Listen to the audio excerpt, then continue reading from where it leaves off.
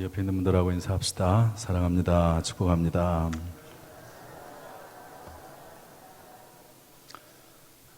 우리 믿음으로 선포하면서 축복합시다. 잘 될 것입니다. 시작.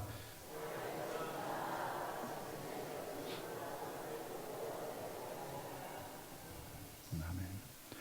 저를 따라서 하시죠. 성경으로 길을 찾고 기도로 힘을 얻는다. 아멘. 오늘도 하나님의 말씀이 우리에게 길이요 진리요 빛이 되기를 축복합니다. 또 기도할 때 우리 짧게 기도하지만 하나님께서 역사하셔서 지혜와 능력으로 충만케 하시기를 축원합니다. 아멘. 오늘 제목은 우리를 부르심 이렇게 정했습니다. 한번 따라합시다. 우리를 부르심. 우리 옆 사람하고 한번 이야기해 봅시다. 하나님이 우리를 부르셨습니다.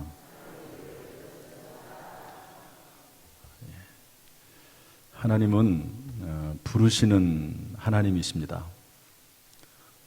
그냥 내가 알아서 이렇게 교회 나오고 예수 믿은 것이 아니라 하나님이 불렀다는 것이죠. 성경에는 그래서 이렇게 되어 있습니다. 로마서 8장 30절 말씀 다 같이 읽어볼까요? 시작. 또 미리 정하신 그들을 또한 부르시고 부르신 그들을 또한 의롭다 하시고 의롭다 하신 그들을 또한 영화롭게 하셨느니라. 8장 29절에는 어떤 말씀이 나오냐면 미리 아셨다는 말씀도 나옵니다. 그러니까 하나님께서는 우리를 미리 아시고 예지죠. 예지 미리 아신 거. 그 다음 미리 정하시고 예정입니다. 그러니까 예정하신 사람들을 저와 여러분들입니다. 하나님께서 우리를 미리 아셔서 그리고 하나님의 백성으로 정하시고 그리고 부르시는 겁니다. 그러니까 부르고 나서 그렇게 되는 것이 아니고 사실은 하나님이 미리 우리를 아셔서 딱 확정하신 다음에 적절한 시점이 되어서 부르시는 것이죠. 이렇게 성경 말씀을 이해한다고 하면 정말 하나님의 우리가 받은 그 하나님의 그 부르심은 얼마나 크고 놀랍고 신비로운 일인지 모릅니다. 이 자리에 앉아 있는 것 얼마나 귀중한 일인지 모르고 하나님이 저와 여러분을 부르셔서 예정하셔서 이 자리에 오게 하신 줄로 믿습니다. 이렇게 하나님이 우리를 부르셨는데 그러면 왜 우리를 불렀을까 하는 겁니다.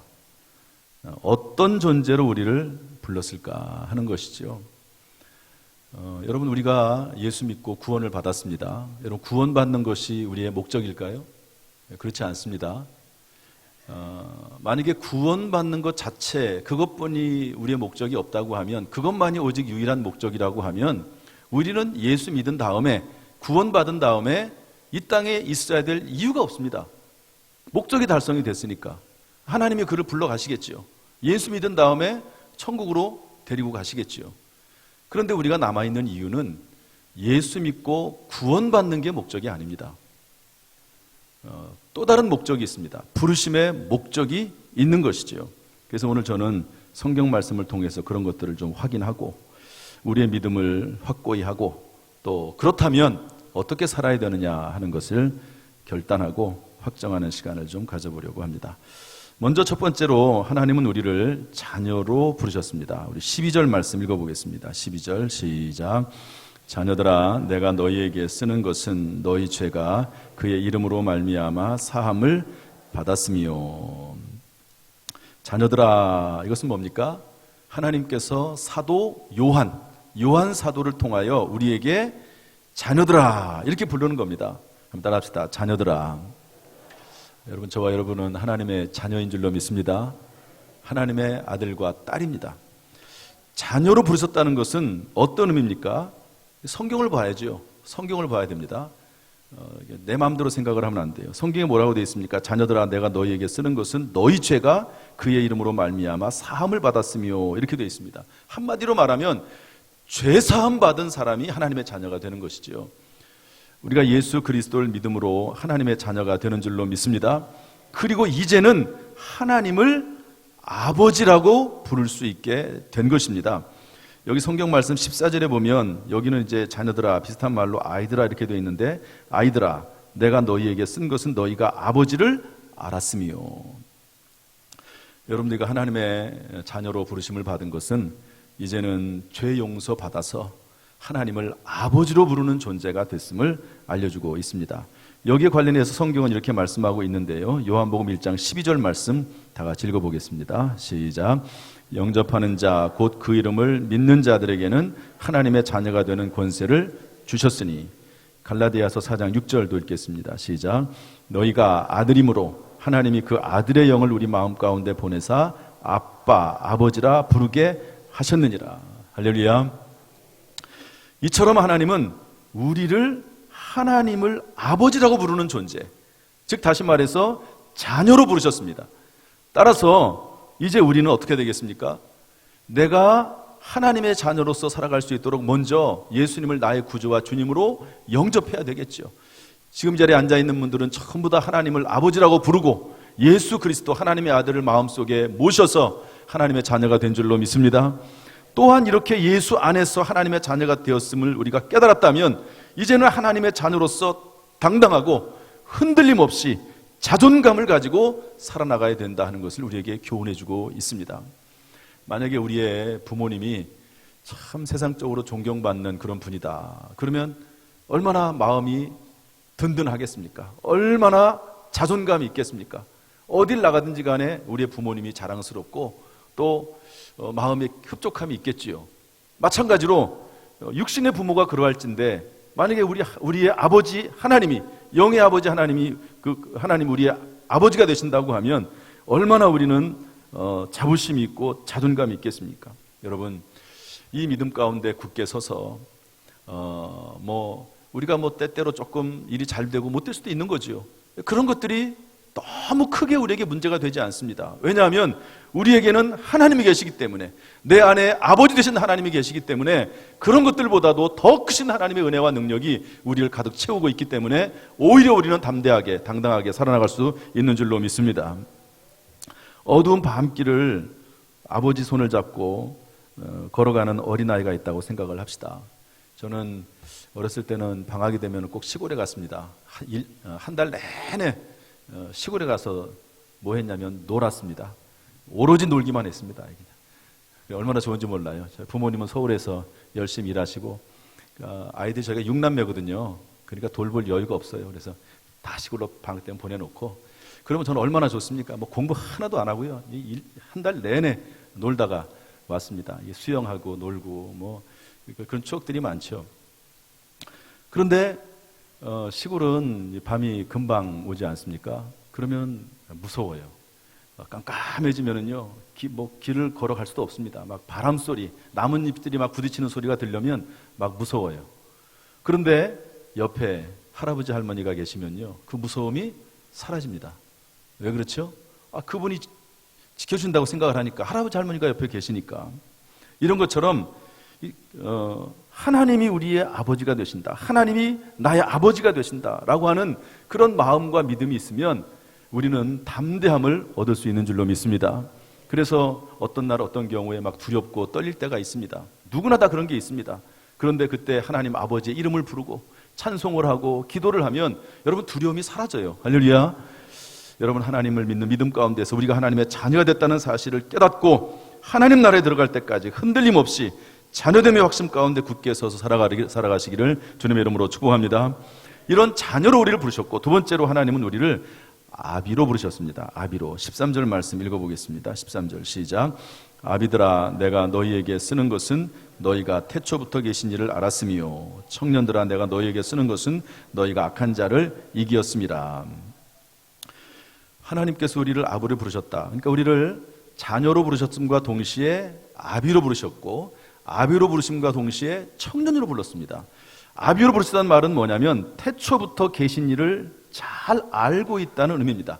또한 태초부터 계신 전능하신 하나님을 깊이 알아가고 있다는 것을 의미합니다.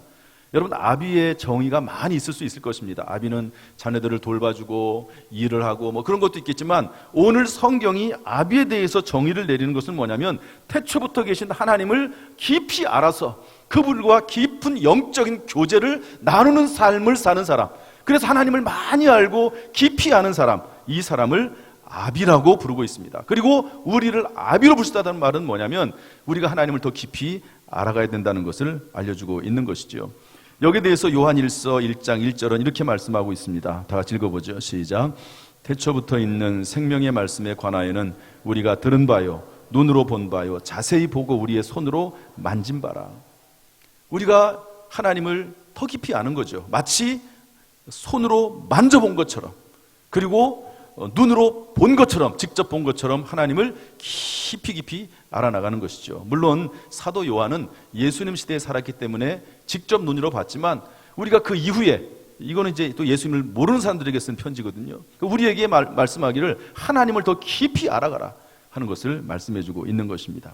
이처럼 하나님은 우리로 하여금 태초부터 계신 하나님과의 교제를 통해서 깊은 관계를 맺으며 사는 존재, 즉 아비로 부르셨다는 것입니다. 따라서 이제 우리는 하나님을 더욱 깊이 알아가는 것을 기쁨으로 삼아야 됩니다. 할렐루야. 제 말을 잘 들어보세요. 이제는 구원받은 우리는 하나님을 더욱더 깊이 알아가는 것이 기쁨이 돼야 됩니다.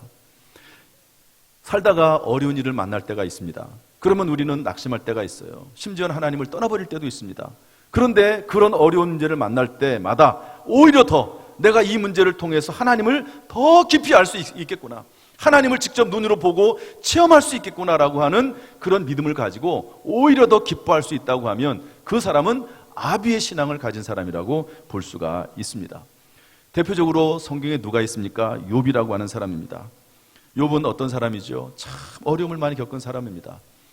하루아침에 재산을 다 잃어버리고 자녀들이 죽고, 그리고 자기의 몸에 병이 들리고, 아내는 하나님을 저주하라고 그러면서 도망가 버리고, 친구들 3명이 멀리서 찾아왔는데 처음에는 위로해 주는 것 같더니 나중에는 네가 죄를 지어서 그렇다고 하면서 정죄하고 비난하는 일을 친구들이 합니다. 여러분, 참 모든 사람들이 다 떠났습니다. 그런데 그때 욥은 뭐라고 말합니까?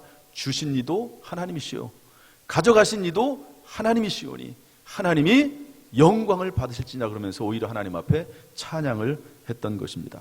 그리고 나서 이제 1장에서 그런 일이 있은 다음에 42장까지 쭉 갑니다. 42장까지는 어떤 일입니까? 친구들하고 욥하고 계속 논쟁하는 겁니다. 친구들은 네가 죄를 지어서 그렇다고 얘기하고, 욥은 아니다라고 얘기하면서 계속 논쟁을 해요.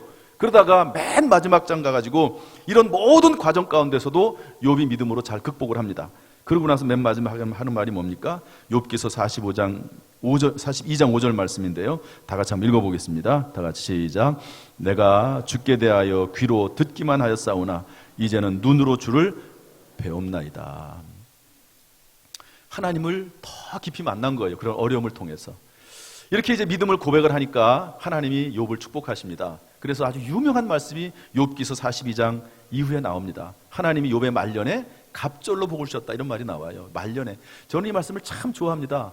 젊었을 때도 우리가 잘 돼야 되는 것이 맞지만 나이가 들면 들수록 더 하나님의 은혜 가운데 복을 받고 잘 되고 평안하고 얼마나 큰 복입니까? 끝이 좋아야 되는 거거든요, 사람의 인생이라고 하는 것은. 그런데 그런 복을 욥이 받았습니다. 어떻게 가능했습니까? 아비의 신앙인으로서 살아가기 때문에 그렇게 된 것이죠. 따라서 여러분 하나님을 더욱더 깊이 알아가는 것이 보람이라고 하는 것을 깨달으세요. 내가 사업이 잘 되고 자녀들이 잘 되고 또 건강하고, 이것도 복입니다. 그러나 그것보다도 더 깊은 복은, 영적인 복은 하나님을 알아가는 것, 이 안에 모든 것이 있는 줄로 믿습니다. 너희는 먼저 그의 나라와 그의 의를 구하라, 그럼 이 모든 것을 너에게 더하시리라. 여러분 이 말씀을 기억하시고 하나님을 더 깊이 알아갈 수 있기를, 아비 신앙이 되시기를 주님의 이름으로 축원합니다. 마지막 세 번째로 하나님은 우리를 청년으로 부르셨습니다. 우리 14절 말씀 읽어보겠습니다. 14절 시작. 아이들아 내가 너희에게 쓴 것은 너희가 아버지를 알았으며, 아비들아 내가 너희에게 쓴 것은 너희가 태초부터 계신 이를 알았으며, 청년들아 내가 너희에게 쓴 것은 너희가 강하고 하나님의 말씀이 너희 안에 거하시며 너희가 흉악한 자를 이기었습니다. 청년으로 불렀다는 거예요. 청년들아. 옆 사람에게 한번 불러봅시다. 청년들아. 이렇게 얘기합시다. 당신은 청년입니다. 나이가 많아도 청년일 수 있습니다. 신앙에서는요, 청년이 있을 수 있습니다. 나이가 젊어도 신앙은 그렇지 않을 수 있거든요. 그런데 하나님께서 우리를 청년들아 이렇게 불렀습니다. 청년으로 불렀다는 말은 뭐냐면 강하다는 거예요. 성경에 그렇게 되어 있습니다. 너희가 강하고 하나님의 말씀이 너희 안에 거하고 흉악한 자 사탄 마귀를 이기고 할렐루야. 이것이 청년입니다. 청년의 신앙. 이처럼 하나님은 우리를 강하게 하시기를 원하고요. 또 하나님의 말씀으로 무장케 해서 사탄 마귀를 무찌를 수 있는 존재, 청년으로 부르신 줄로 믿습니다. 따라서 이제 우리는 마음을 강하게 하고 담대해야 돼요. 여러분, 생각과 마음을 잘 지켜야 됩니다. 제가 이것을 설교 시간에 거의 한 달에 한 번씩은 얘기할 거예요, 아마. 한번 따라합시다. 생각을 생각하라. 생각을 생각하라. 여러분, 내 안에, 내 마음 속에, 내 생각 속에 사탄 마귀는 계속 잘못된 생각을 집어넣어 줍니다.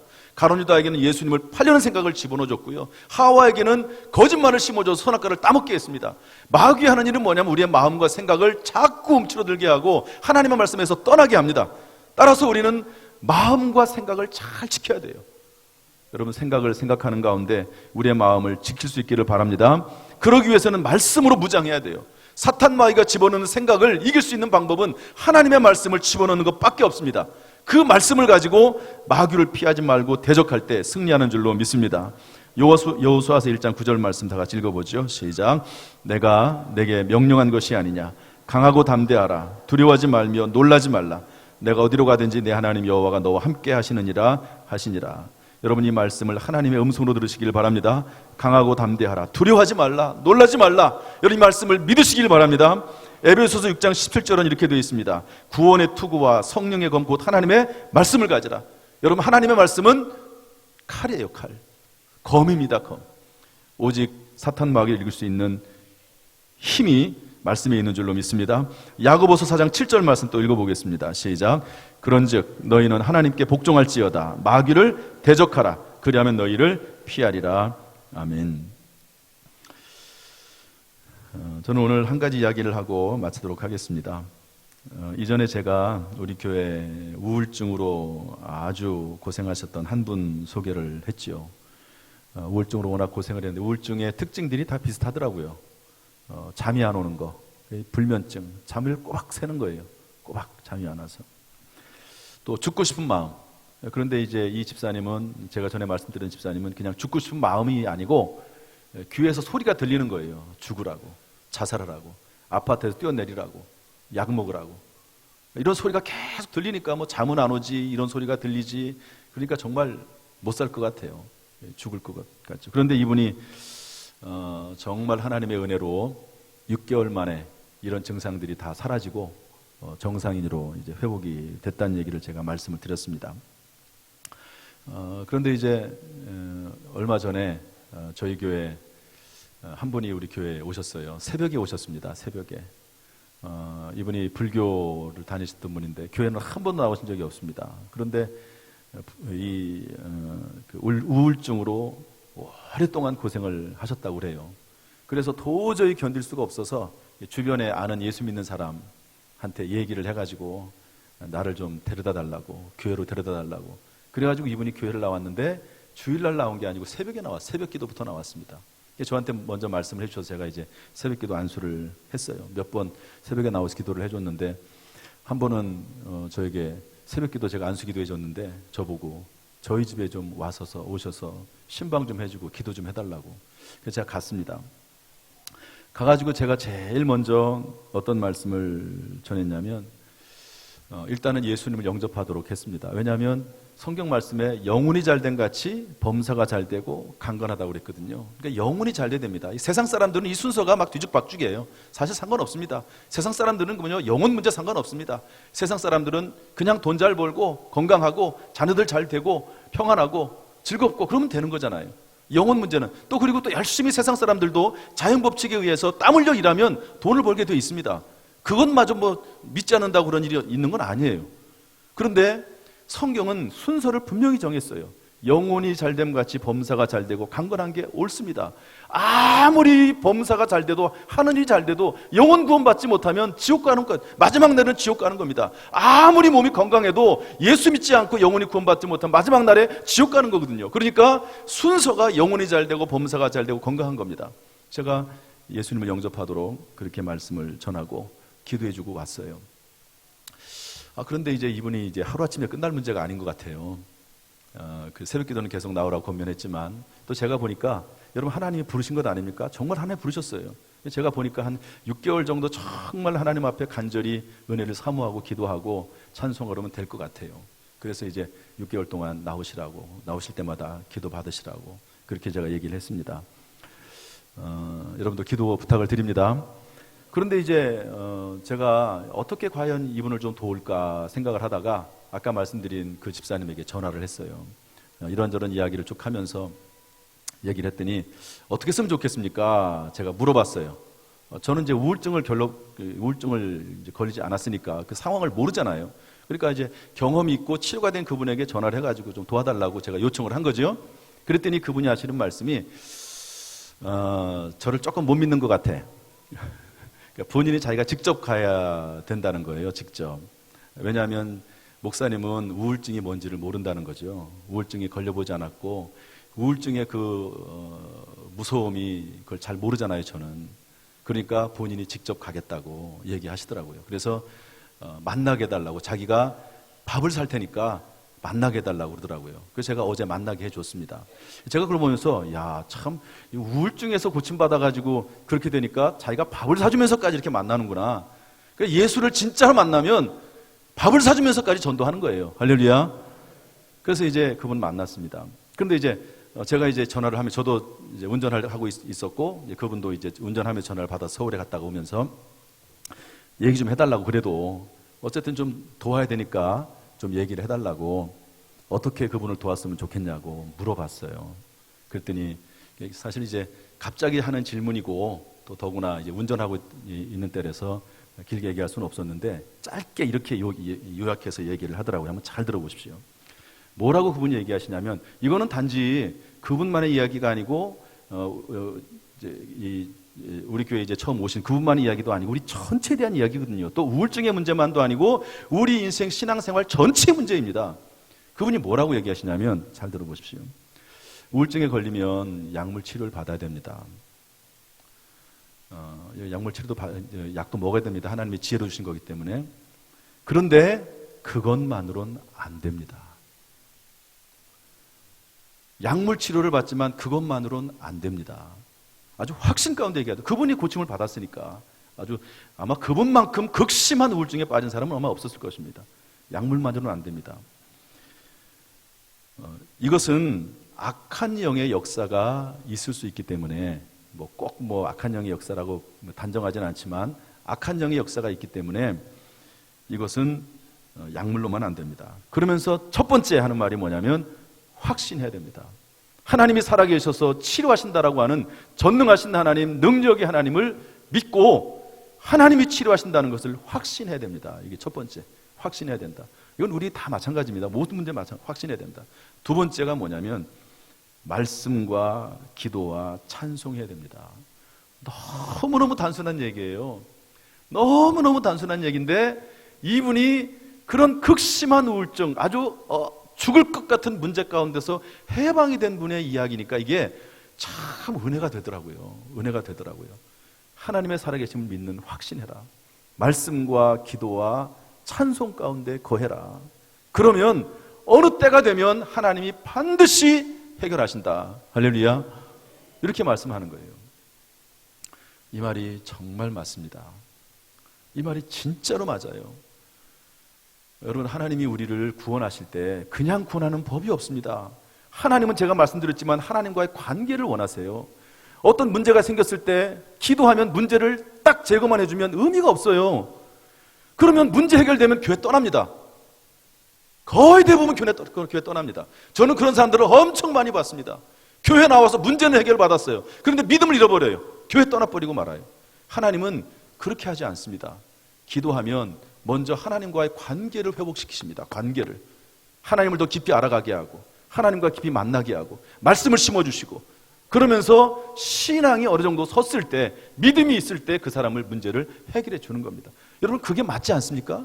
이게 상식적으로 생각해도 그게 맞지 않아요? 그래서 어느 날 때가 돼서 하나님이 말씀과 기도와 찬송으로 이 사람이 좀 됐다 싶으면 그때 나도 모르게 어느 순간 병이 치료가 된다는 거예요. 문제가 해결이 된다는 겁니다. 이게 맞습니다. 진짜로 맞아요. 여러분, 이게 바로 또 그리고 청년의 신앙입니다. 청년의 신앙이 뭡니까? 강하고 말씀으로 무장되고 흉악한 자 사탄 마귀를 이기고, 이게 청년의 신앙이거든요. 여러분 진짜 진정으로 바라기는 청년의 신앙이 될 수 있기를 주님의 이름으로 축복합니다. 그러기 위해서는 먼저 하나님을 믿는 자녀가 돼야 되겠죠. 그리고 하나님과 깊은 영적인 교제를 가지면서 아비의 신앙을 가져야 되겠죠. 그러면서 기도하는 가운데, 찬송하는 가운데, 말씀 가운데 승리하시기를 주님의 이름으로 축복합니다. 영혼이 잘되고 범사가 잘되고 강건하시기를 축원합니다. 반드시 잘되고 크게 잘되고 오히려 더 잘되는 역사가 있기를 주님의 이름으로 축원합니다. 기도하겠습니다.